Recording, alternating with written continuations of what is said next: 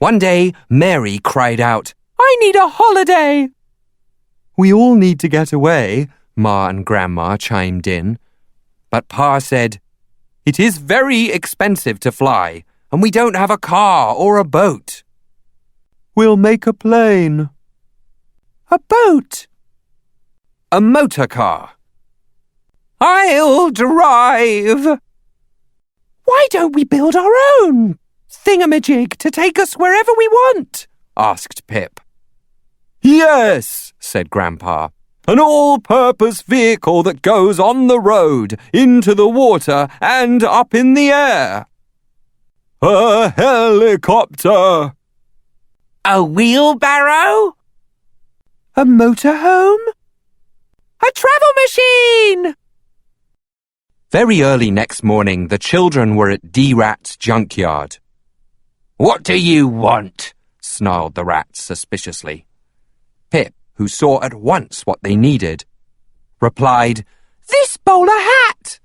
He paid and left D-Rat greedily counting the money. When the grown-ups saw the bowler hat, they were puzzled. "What is that fat hat doing here?" Ma asked. Pip unrolled a sketch he had made. "Ah, what a clever lad you are, Pip," said Grandpa. "Look, it's a travel machine." In the days that followed, the family worked hard at building a machine that could float, fly, and drive. "Tea break!" And when it was finished, they thought hard about where they would like to go for a holiday. "North America!" "South America!" "Asia!" "Africa!" "Australia!" "Europe!" "Timbuktu!" "I'll drive!" Suddenly, D-Rat appeared.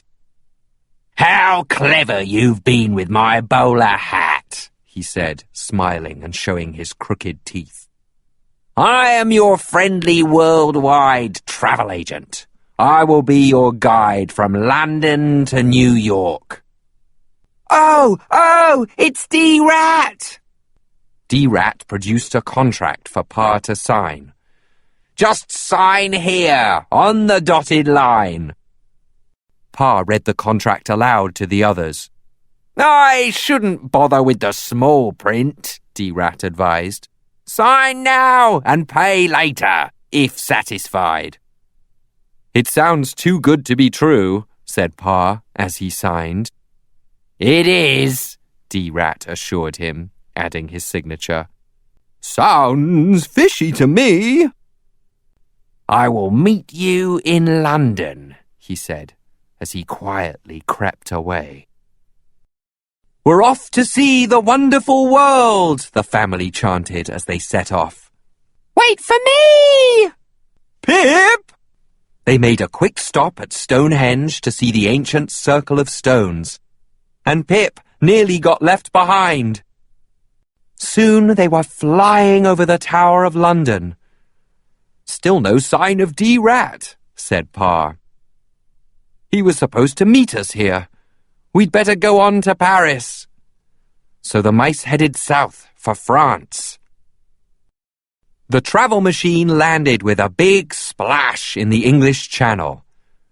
"Set the mainsail!" Grandpa called out to Pa.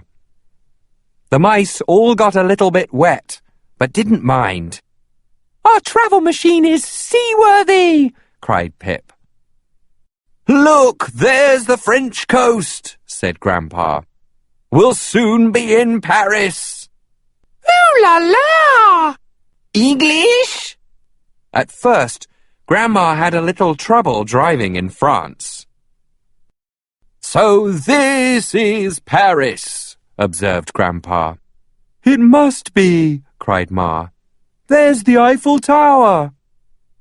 Soon the children were excitedly climbing the tower. "Careful," warned Ma, "and keep to the stairs." Grandma and Grandpa stayed behind to look out for D-Rat. But D-Rat had other plans. "Those wretched mice!" That travel machine is mine, snarled D-Rat, as he secretly followed the mice in his travelling toilet roll. They flew high over the Mediterranean. Look, said Ma, there's the toe of Italy. And down there, said Pa, is Greece. Where are we heading, Pa? Asked Pip. For Egypt and the pyramids, answered Pa. And we'll see the Sphinx, said Grandpa. At last they arrived at the pyramids and the Sphinx. Guides and postcard sellers clambered all over their travel machine. Then a familiar voice rapped out, Make way! I'm the official guide here.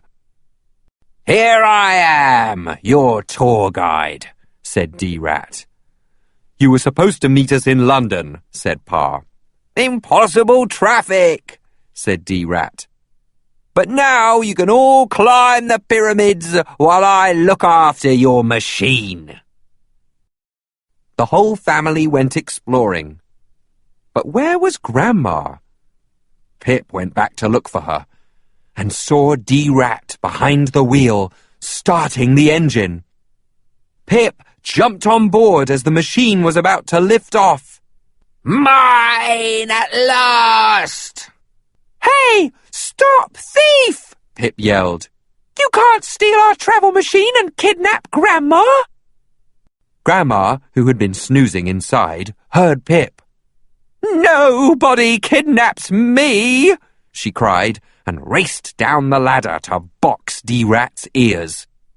D-Rat jumped from the driver's seat in fear for his life. The travel machine is mine, he whined. It says so in the contract. Mine, mine, mine. You're talking through your hat, D-Rat, scoffed Grandma. And with that, she switched on the helicopter motor. We'll collect the others, Pip, she said. When they were all back, Pa read the contract. D-Rat is right, he said gloomily. Rubbish, snorted Grandma. He hasn't given us reliability, quality, or good value. Grandma, who's driving? So the mice continued their travels. They watched their shadow move over the Arabian desert. They sailed across the sea to India, and they paddled up to the Taj Mahal. They skimmed the top of Mount Everest. Around the world. It's a great wall! They hovered above the Great Wall of China, and they went to Japan to admire Mount Fuji. Hooray for Hollywood! After a long journey across the Pacific, they landed in North America. As they approached Monument Valley, the mice heard a funny sort of fut-fut-futting sound. Look, warned Pip. It's D-Rat again, coming straight at us. The travel machine is mine, he shrieked. Read your contract. You tried to trick us, shouted Pa. It won't work. Right, screamed D-Rat. You've asked for it. The angry rat crashed into their propeller. It chopped up the toilet roll and the contract too. Litter bugs! Little pieces floated over the Arizona desert, and so did D-Rat.